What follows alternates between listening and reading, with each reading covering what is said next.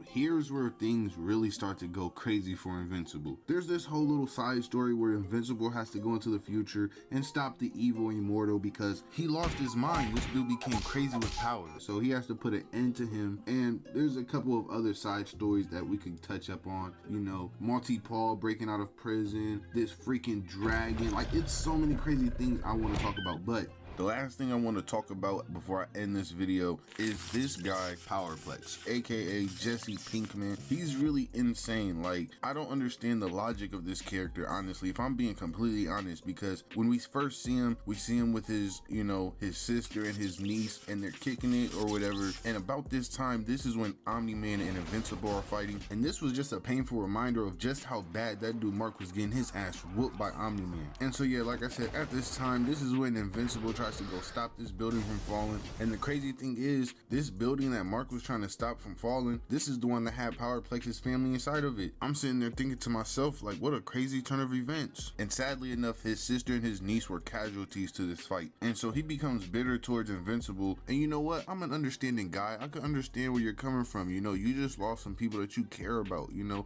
I understand.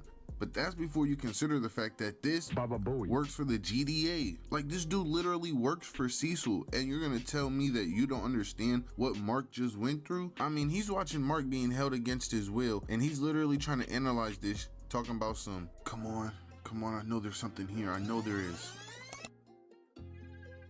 No, there's gotta be something here. Like, bro, do you understand how far you gotta be reaching to try to say that this dude Mark was at fault here? So of all people, you should understand that Mark really didn't have a choice in that situation. It wasn't like he went out his way to go kill your family. I mean, it just is what it is. And so now this freaking psychopath, he goes out of his way to go steal equipment from the GDA just to try to go beat up this dude Invincible. And literally, his logic makes no sense, because while he's trying to go kill this dude Invincible, he is literally causing more damage than good. And then it doesn't help, bro, his girlfriend be straight up gaslighting him